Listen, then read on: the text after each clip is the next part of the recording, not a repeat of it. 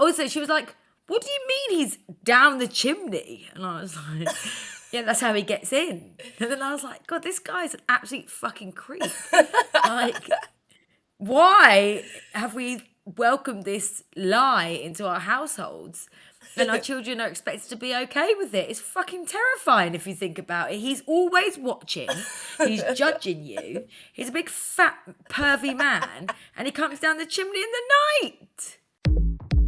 Welcome to Crave the Rave, a naughty podcast for old school ravers who need a fix of the rave. I'm Lady Bizarre. And I'm Jess the Mess. On each episode, we'll be reminiscing over hilarious, embarrassing, and downright mental stories from our raver days. Think trippy tales, fezzy fails, and stories from the sesh. We've seen, heard, and done it all. And we bet you have too. So join us for a trip down memory lane.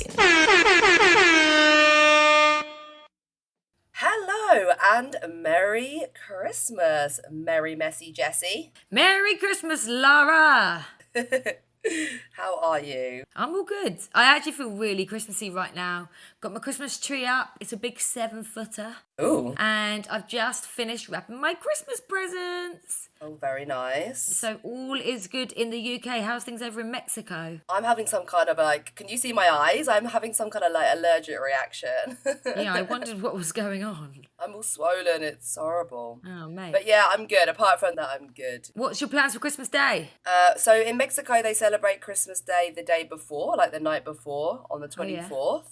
So we're doing like a friend's dinner here. And I just found out the cut of lovely beef that we ordered. We're not going to be able to get it in time. The butcher's just contacted me. So that's a fun twist in the Christmas story. What cut of beef was it? Oh, wait, what was it? A trippy tin or...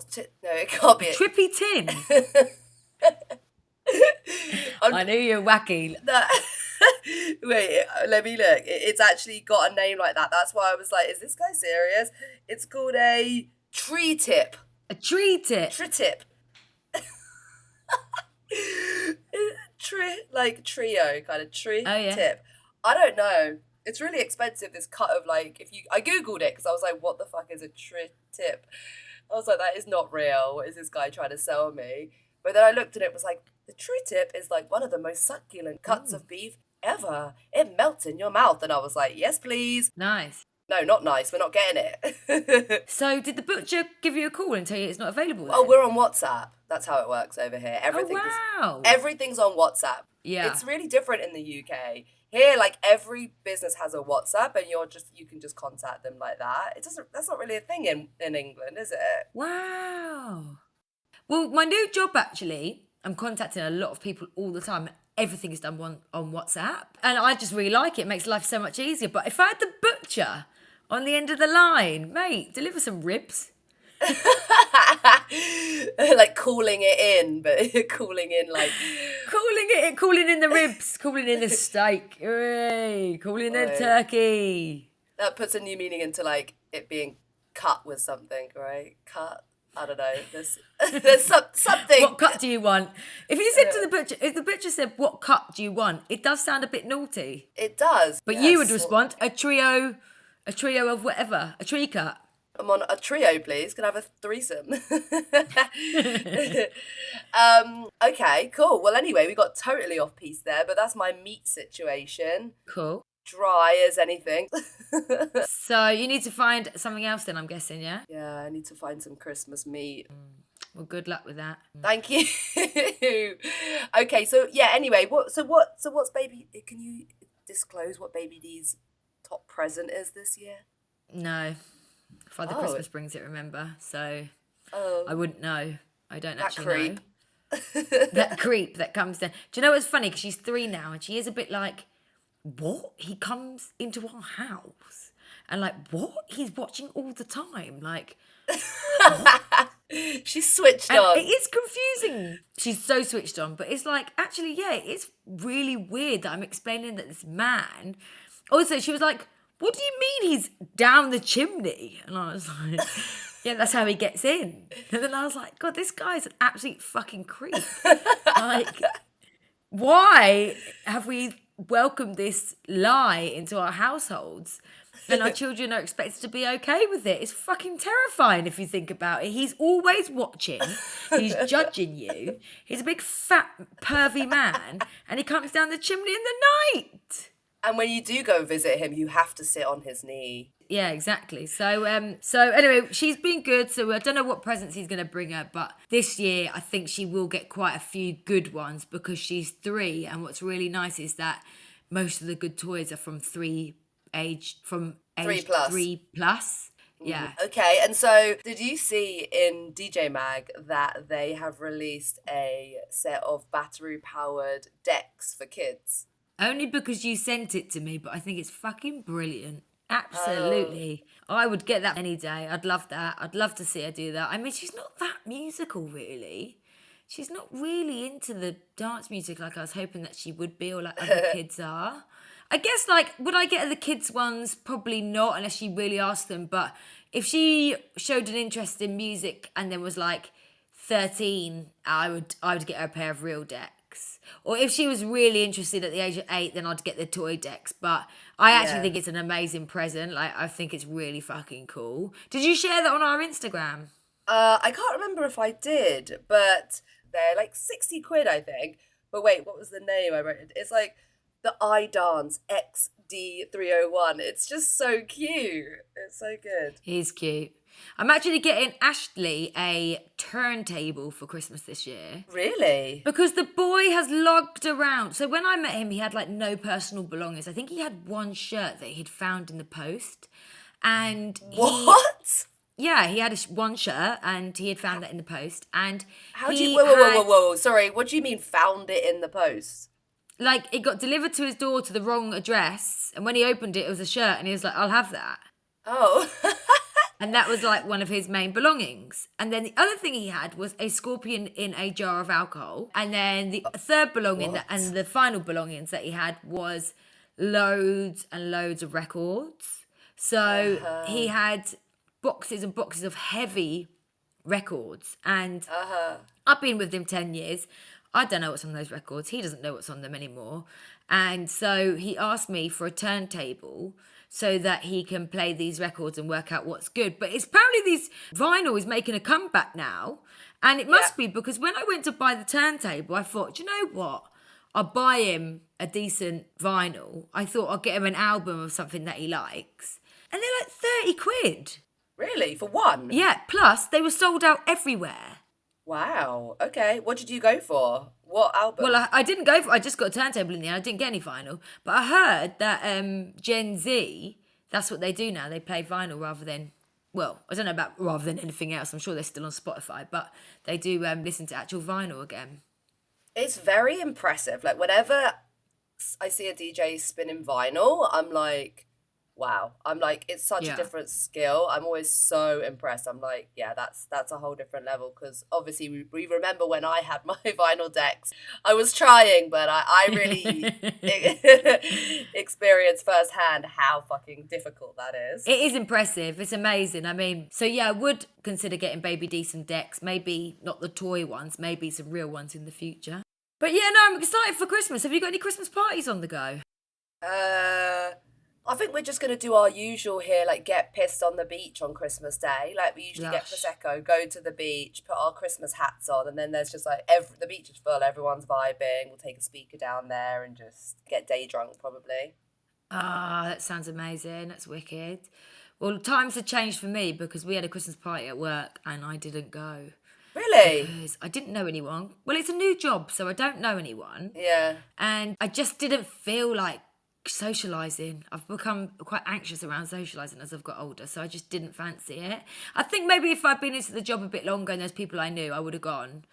But I didn't have it. But that is so different to how it used to be for me. Like when I worked in events, oh my God, I lived for the Christmas parties. Like I remember, that's why I was shocked. Yeah, exactly how times had changed. But like I remember this one time, my managers dropped off a little Christmas present and it was a bag of snow to each of our desks for the Christmas party. And we went out, they booked like a sit-down meal, and I was sat next to a Mormon who doesn't drink. No. And I remember being in the taxi on the way there, tucking into my Christmas treat, and offering it to someone next to me. And it was quite big. It wasn't a big company, but there's probably about 40, maybe 50 people. I'd say the majority of us got on it, but there was like a small 15% of people that didn't. And I offered it to the guy that was sitting next to me in the back of the taxi, and he was like, no, I don't do that. And I was like, oh, what a buzzkill. And then I got out of the taxi, and I was sat next to the Mormon, but the good thing was she gave me all of her alcohol because she didn't drink. So I hammered her alcohol, hammered my alcohol, hammered the bag that I had with me, and didn't eat any of the dinner and was absolutely fucking wasted. And I don't remember much more of that night other than I woke up in a colleague's bed, and it was a colleague who I'd fancied very intensely. And I can't remember anything that happened other than we didn't really talk to each other after that ever again. Oh, okay. Did he make you breakfast in bed? Absolutely not. I think he was like, happy to kick me out. I don't know what happened. I don't know if any woo-hoo went on or anything. I'm not sure, but it was so bad. I think I'd avoided talking to him like all day as well, just because I was like, stay away from him, stay away from him. And then, yeah, that's what happens when you drink the Mormon's wine and have a bag of snow and no dinner. I literally was like paralytic and woke up in his bed. And I still to this day don't really know what happened, other than he made me go to work and he didn't go to work. How did he make you go to work? Well, he was a manager and I wasn't. Oh, so he was like, okay, you've served your purpose here. Now you have your duties. You must go to work. Wow. Literally that. He was like, right, go. You need to go to work. And I was like, what about you? Which I was relieved. I was like, I don't want to do the journey in with him. Oh, yeah. And he's like, yeah, I'll go in later. And then he didn't go in. Oh, God. I remember when I we got really drunk and hooked up with my colleague once, and he was the guy that sat next to me all the time, and it's just so awkward. It was one of those things where it wasn't even a crush, but you know, like it's like, like you get drunk enough, it's fun to have like someone in the office that you're like, maybe have a bit of banter with. And then I woke up and I was like, wow, that went further than I had ever planned. And then it was the journey in I didn't want to do, so I was like, I'll go ahead and like so that we don't look like we're turning up together, no one sees us on the way in. And I was like, actually, I remember that day because I didn't have a spare change of clothes, and Catherine, our housemate at the time, came and met me, saved my life, came and met me at Green Park Station in London with a bag of clothes to help cover my tracks, essentially, so that I didn't come in the next day wearing the same clothes and have a lot of interesting questions to answer.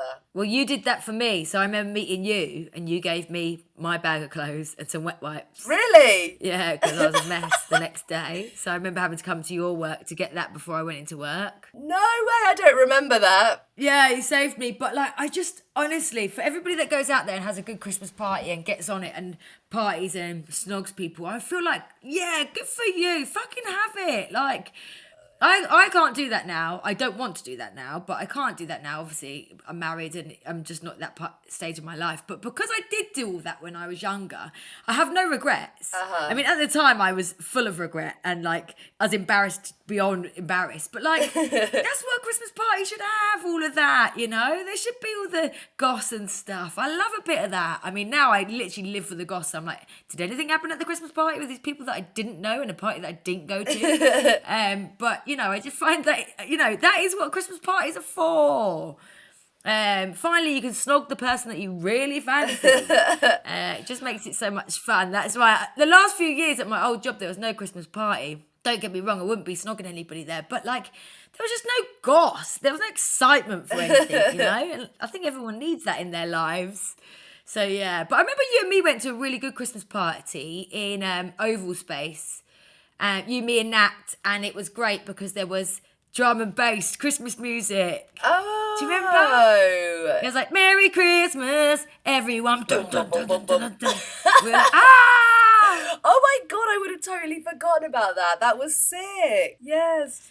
I love a Christmas party like that or a Christmas meet-up. They're always the best, but any excuse to get together at Christmas is always fun. Yeah. Actually, talking about like Christmas parties, for me personally, and I'm curious, I can't remember what you were like, but for me, I was never one to get like really pissed on Christmas Eve. So night before Christmas, everyone typically would go out. In our ends, it would be go to Wimbledon, go to the same shit place, and get really, really drunk.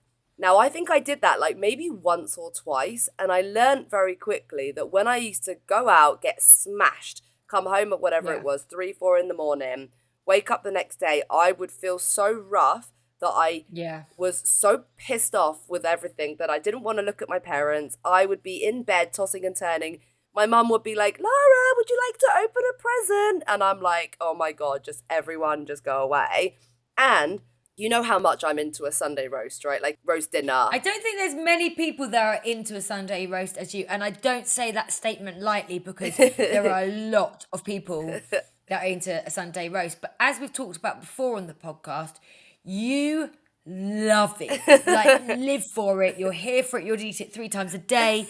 In the hottest day of the year, you'd have a roast. Like, after a rave, when everybody else can't eat, you'd have a roast. And that has happened. So, yeah, I can understand why you wouldn't want to spoil Christmas Day by drinking the night before because you would ruin your roast. That is literally it. So I realised that actually I had like, I just couldn't enjoy the meal. I would be feeling sick. It didn't have the same impact.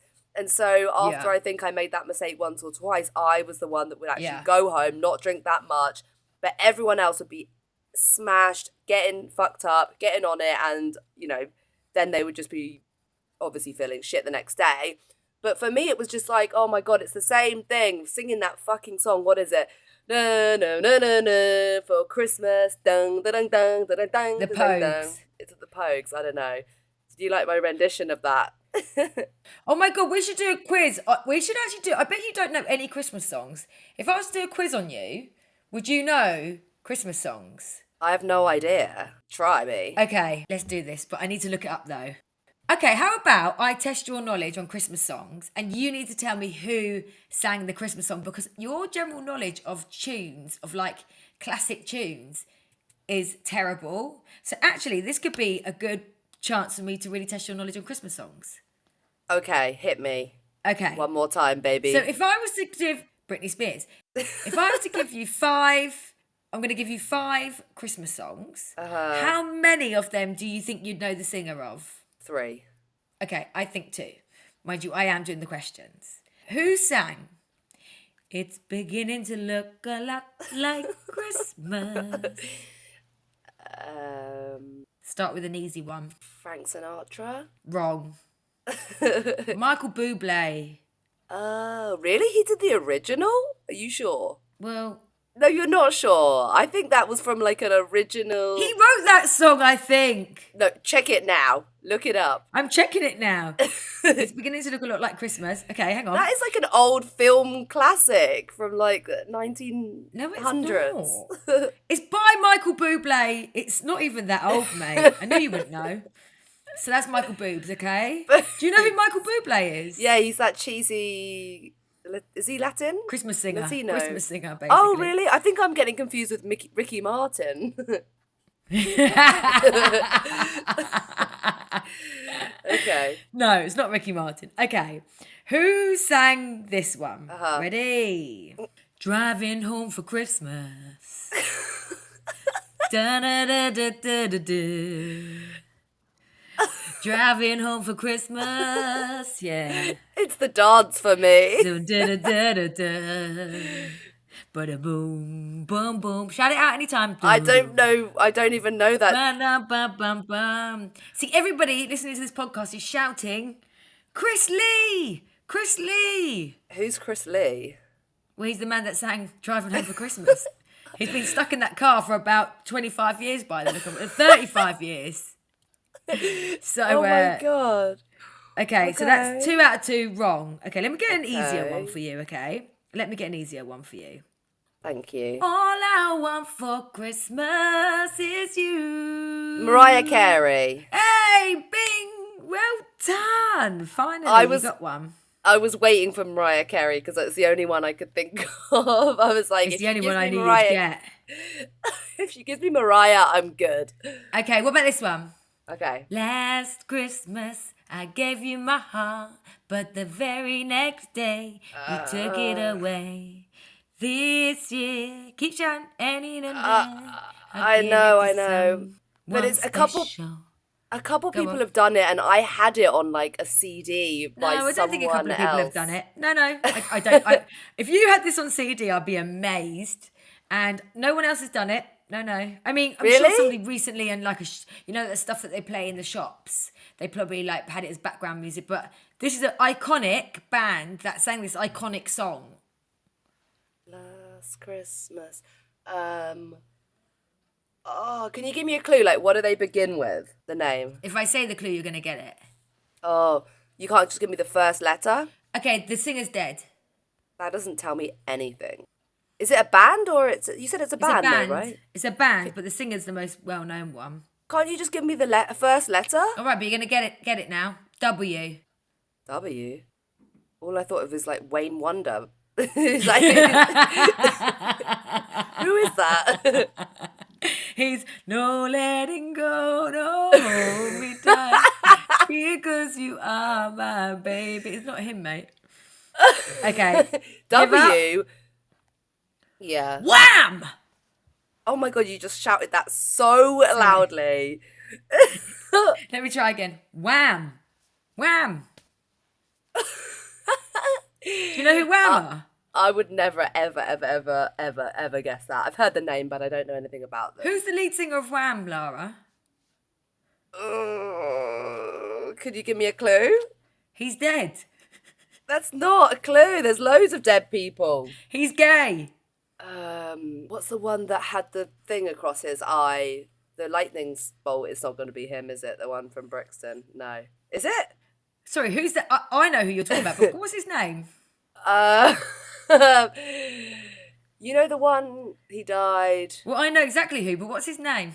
I can't remember. Lightning Bolt. What's Lightning Bolt's name?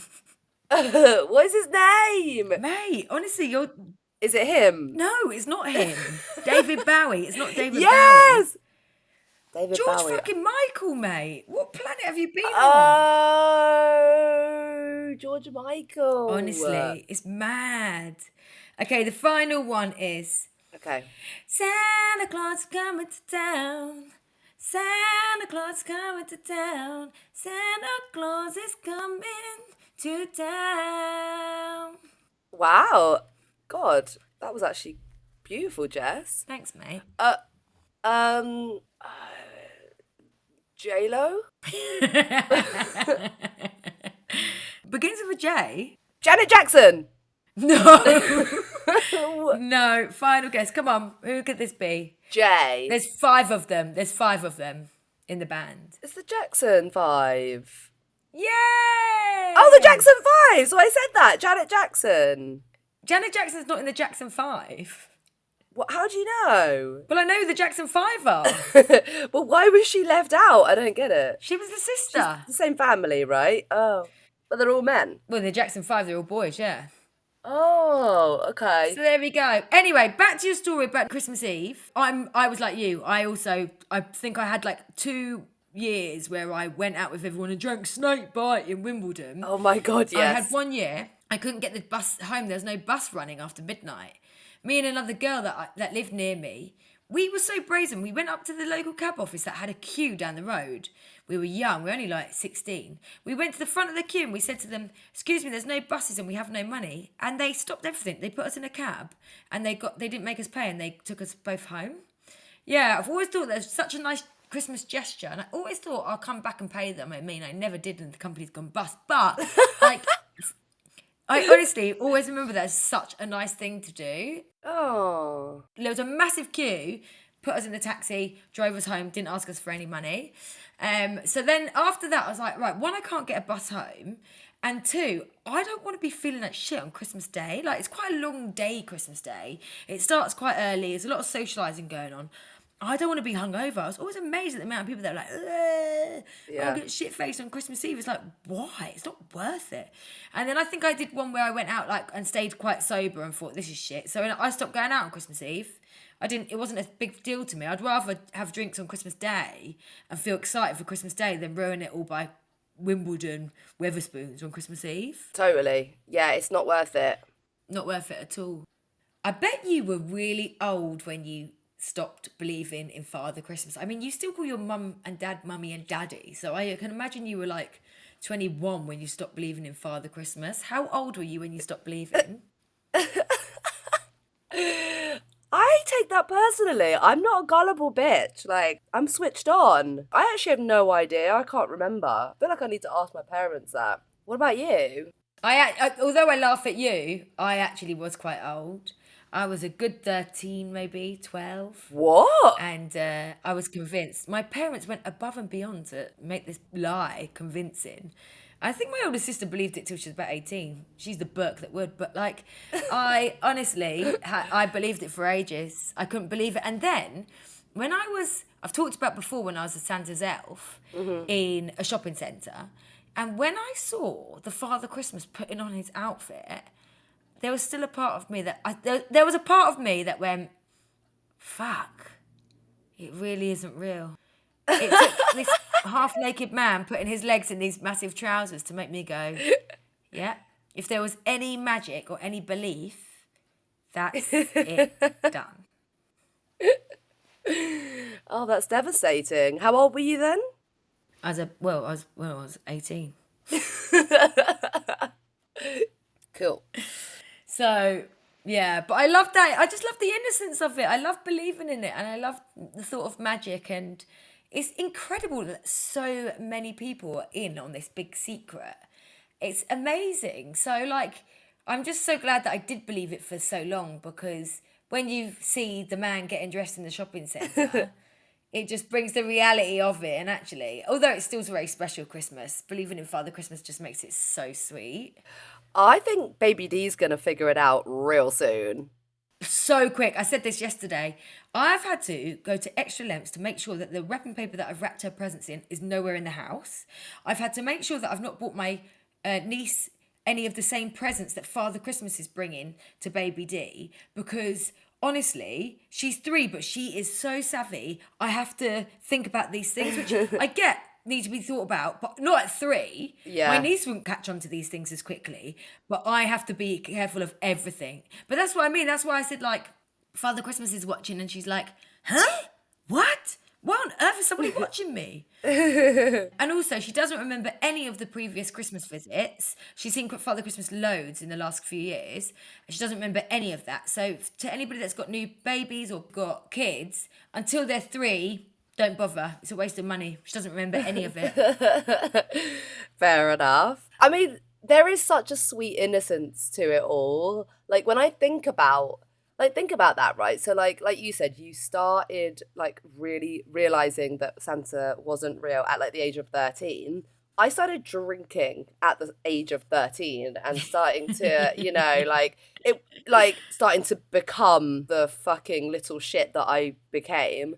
I was already a mischievous little naughty little girl, but it was like innocent, like I would disobey and I would be mischievous and interrupt and stuff like that, and like be the attention seeker, because I was the older sister and I had like older sister syndrome, where my sister and then my brother came along and I was like, notice me. Now I was like really wanting to be star of the show, because obviously like my parents' attention was divided. So I had all that stuff going on. But then I took it up a notch when I discovered alcohol, weed, sex, like all of that stuff. And like, towing. That's just going to keep coming back around, isn't it? The towing thing. Yeah. We had so many messages about that. It's mental. People couldn't believe it. As I'm glad that there were more in my party than yours. We probably had like a 90-10 split, and 90% of people. I've actually got to come back to the towing. I've got questions from people about that. Okay. So I need to just cut in quickly. Okay, go on. Just to set the scene, in case you haven't listened to it, this is a story that I exposed myself around in the previous episode. So if you haven't listened to it, yeah, go and listen to that. So, yeah, I've got questions about this from people. First of all, did the tower wear socks? No, absolutely not. That's disgusting. What? No, I think it's worse without socks. Think about the sensation of fabric. Yeah, I know. I thought teenage boy's sock is probably one of the worst disgusting things I can imagine. Putting that near your little flower is even... Okay, next question. Was it on or in?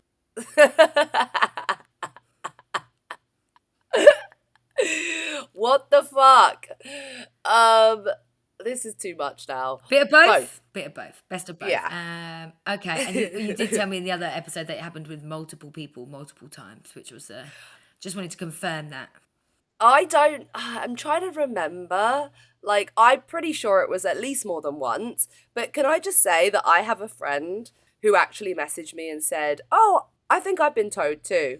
I think I've been, so she can't even remember if she's been towed. What's wrong with you people? Okay, so can we just actually like move on from this? It's too graphic. It's gross. Okay. Well, I'm glad we cleared that up. Back to Father Christmas. What the fuck is going on? This podcast has really taken a new low, I think. Or a new high, however you look at it. What the fuck was I saying before that? I have no idea now. About your innocence around Christmas. You lost it very quickly when you were first towed on the sofa whilst watching Home Alone 2. Okay, so... What is wrong with you? Were there any toys that you really wanted when you were a kid that you didn't get for Christmas? Because I remember circling absolutely everything in that Argos catalogue and basically not getting any of it. The only thing I did get, which I did circle out of the many things I circled, was a toy washing line. What the fuck? Yeah, I asked for it as well, a toy washing line. I bet your parents were delighted. No, it was only about 30 centimetres big. 30 centimetres. Yeah, but I bet they were like, oh, we're training her early to do the housework. Fantastic. Well, it didn't work. What were you looking to do with that? I don't know. I just really, really wanted it. I quite like miniature things, as Baby D does, actually. But yeah, I don't know. There was something about this washing line that I really wanted. But I did circle a lot of things on that page. I think they just chose the cheapest thing out of the page, really. Argos catalogue was fucking incredible. I just remember going in there like after school or whatever and just flicking through those big laminated pages and just getting so excited about what the new toys were. It was amazing. Even going into Argos was incredible. Yeah, because like it was like the excitement of things coming down and arriving, or just like, yeah, it was very cool. They still exist, Argos. Well, I know that, Lara. Fucking hell, Jesus Christ, we know that. I know, they still exist. What you mean? Argos still exists? It's not like are you imagining like the North Pole, the Christmas elves in the background of Argos scurrying up the ladders, getting the thing from the top all the way down? They still exist. The Argos, the myth. The legend. There's one in every town. I go Argos all the fucking time, but I get things like a real washing line. Yeah, grown-up washing line, 30 foot. A Lucci bullet, that sort of thing. Okay, so wait, toys. So at that time, I'm trying to think, like the best toys for me. Well, I don't think I ever had one, but I wanted one so bad, a Baby G watch. Oh. Did you have one? For a posh girl, you had quite chavvy tastes, didn't you? Okay, thanks. Yeah, I would say so. Yeah, a lot of fake Burberry. I remember I had this handbag from Wimbledon Market, from the local market, which had Audrey Hepburn printed on it in black and white. I know the one. You know the one. I know the one. Yeah, and then the handbag that was like a corset, little trashy corset bag. Yeah, shaped like a bustier. Oh my God. Nothing fit in these bags. I mean, they were just tiny little accessories. Pointless. But we never really had anything to fit in anyway. It was like a lip gloss. I don't even think we had a phone, or we were starting to have like a phone. Nothing. It was just accessory. But people still do that now, to be honest. I'm always like, what the fuck have you put in that tiny little bag? There's nothing in it. Meanwhile, I'm carting around a North Face rucksack to pop to the shop. Yeah, you don't travel light. No, I don't. I guess the one toy that sticks out for me is that I always wanted a Mr. Frosty, and I never got one. And then only when I was about 30, my uncle and auntie bought me one. Oh, that's nice. Because I'd wanted it for so long, and it came back probably at Argos, and they bought me a Mr. Frosty. Oh, that's cute. And I thought, fantastic, I'll use this to make cocktails. But it didn't really work that well, actually. Oh. I think like with a lot of these toys, they look great. Like I remember I had a Furby. Oh my God, did you have a Furby? Did I have a Furby? Oh my God. I was so desperate to have a Furby that I sent my dad from, bless him, he went into town, went to Hamleys, and I think he went to like, I think they were out of stock. Things would sell out. Remember, there was, at that time, it was, I don't think it's like this anymore, really. But it is like this. I've been trying to get a certain toy, and I've been to about 6 different Argoses in my local area, and a couple of toy shops, and finally I found it in Smith's. Oh my God. It is still like that. You just don't know about it because you don't have to buy toys. But you would have thought you could at least get it online nowadays. But if you're looking to get it in person, maybe. Well, if it's like a craze still, like if it's something big, I mean, you don't really get those crazes anymore like Furbies were or anything like that. But you do get something that goes on social media and then everybody wants it, and they do sell out of it. Wow. So like, I cried and begged for a Furby, and my dad went to so many shops and finally got it. God, that thing was a piece of shit. Why did we want it so bad? What a letdown the Furby was. I begged for one and I got one, and I thought, this is everything I've dreamed of, and I set it up, and within seconds I was bored. Yeah. It was just a teddy that moved. The marketing on a Furby was insane because it made out as though this thing was clever and it learned from you and it would be your friend. It was fucking shit. Yeah, and they were like, I remember they were like 30 quid. It was a lot of money at that time. 30 quid, that was loads of money. So I actually sold my Furby to a mate, and it was quite embarrassing. Well, embarrassing for my parents because her mum and dad came round, knocked on the door, and we were like, my mum opened the door and they were like, oh, hi, we're here to buy the Furby. And my mum was like, what? No way. And then I came down the stairs, and then my mum was like, do you know about this? And I was like, yeah, I'm selling my Furby. And then my mum was like, no, you can just give her the Furby. Like, we're not taking money from you. And then the mum of the girl was like, no, this is her money. She wants to buy the Furby. And she gave me 20 quid. And honestly, I felt like a fucking wheeler dealer because I just basically sold this piece of shit for 20 quid after I got bored of it after 10 minutes, and now I had a crispy fucking score in my hand. My God. I was only young, and she would have got home by the journey from in the car to home. She would have realised that was a fucking waste of time and waste of money. That's hilarious. Man, you were dealing Furbies. Who knew? I love it. Oh my God. The Furby black market. Imagine all the Furbies. What about Tamagotchis? I mean, they were the best. I had a very clever one. So we went on holiday, and I had we all had spending money, and I spent my money on the first day on something shit. And on the second or third day, we went to a different supermarket, and it was selling Tamagotchis. So my brother and sister and all the other kids that we were on holiday with all got a Tamagotchi, and I didn't because I didn't have any money left, and my parents wouldn't buy it for me.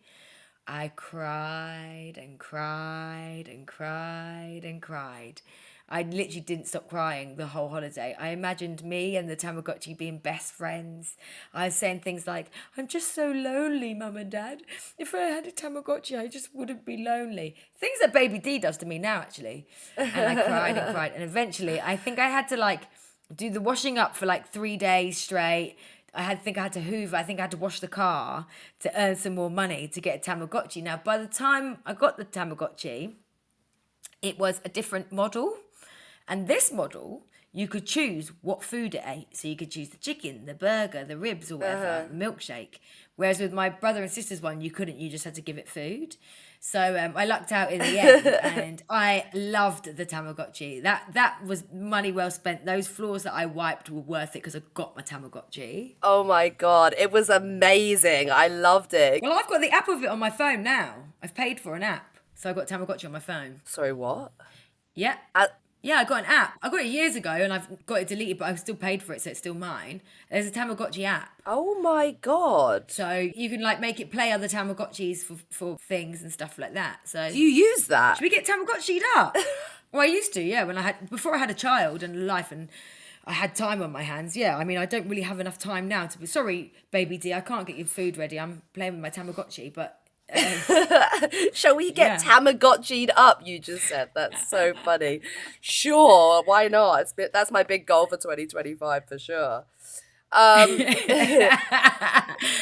else is having kids and babies. Well, hey, how you doing, Lara? I haven't seen you for a few years. Yeah, well, I've got my responsibilities now. It's me living in Mexico with my Tamagotchi. But that is a sad life. I mean, if that's what becomes of me, then, I mean, I wouldn't be that shocked, to be honest. But yeah, do you remember, I don't know if you remember this, Neopets, the website? No, I don't remember that. Oh, that was fucking huge. I was obsessed. It was like basically having a Tamagotchi, but it was a website and you earn. People made money on that shit though. I'm sure a lot of people were listening were on Neopets. Shoot us a message if you were, because I was obsessed. Were Beanie Babies ever worth any money in the end? Does anyone know? I don't know. I feel like people were convinced that you could collect them and they're like, and like they'd be worth loads of money. But I think where they still make them, it's not exactly like they're extinct, you know? Yeah. I definitely think they were worth just taking the label off. It was annoying how we had to keep the label on because in the future they might be worth money. Oh, I don't remember that being a thing. But funny you say that. I was actually looking at Polly Pockets last night because for me they're the ultimate nostalgia. And so I was Googling Polly Pockets, and when I was looking them up, when I saw the ones that I had, the amount of nostalgia that came like flowing back from just looking at these Polly Pockets that I had were, oh my God, incredible. And guess what? They're actually worth up to thousands now on eBay, some of them. Yeah. Right. They were so sick. They were amazing. Polly Pockets. Totally. And then the other couple ones that I'll mention, because we could literally talk about this all fucking day long. The yo-yo, I was obsessed with. Yeah, I was the first in my school to have one. Oh man, I begged for that and I loved it. And mine flashed. Did yours flash? It was fun, yeah. And yeah, there was Pogs with Keenies. Do you remember that? Did you have Pogs? I remember Pogs. You got them in crisp packets, didn't you? Well, I actually went to the shop and bought them from Woolworths. And you'd have a little metal one or a hard plastic one. Oh, that's sad. What, sadder than getting them out of crisp packets? I don't think so, mate. You had the little beggy ones. I had the real ones from the shop. And you have a Keenie and you could win them. And I remember this horrible boy won all of mine, and it was so sad because he literally took all my Pogs. No, not your Pogs. No, my Pogs. And then finally, the aliens in Goo. We have to mention those because that was a con. How gullible were we? I mean, no wonder we believed in Father Christmas if we believed that these fucking aliens would rub each other and have sex and make babies. And create a baby. Who came up with that? Was that a marketing thing? So yeah, I was convinced they were going to have babies if you left them in water or rubbed them together or something, and they never fucking did. No, that was the world's biggest con. It really was. Well done to them for getting us all to believe it, just like we get everyone to believe Father Christmas. Yeah, I know. One other thing I was obsessed with is, do you remember, and I think this was the transition from childhood to like adolescence, like teenage years, was when you started having a diary with a padlock on it. You know, like those little like electronic diaries or whatever where you could put little messages in. Because it was when you were starting to be like, ooh, I have a crush on da-da-da-da, but you didn't want to tell anyone. And it was like, that was like the transition moment where it went from like real innocence to like, I now have secrets. And I've got a diary with a lock on it that no one can get into. Yeah. Do you know what happened though in school for me is, so when around the time of the towing was around the same time as I had my belly button pierced. And I had this journal that I used to write in. School was really tough for me. I was not having a good time at this point. I had lots of friends like outside of school that I'd made, but in school I was a bit of I kind of outcast myself, I guess. It was a bit of a rough time for me. And these mean girls, or the popular girls, let me say, stole my journal. And oh my God, it's like out of a film. It was horrible. I think they took it out of my school desk. And in there was me describing in very specific detail the first time that I got fingered, not toed. And thank God it was fingered and not toed. Could you imagine the bullying that would have happened around that? Yeah. And I also had stuck in the journal the cotton wool that was put on top of my belly button when it You're got such a hoarder. When it got pierced.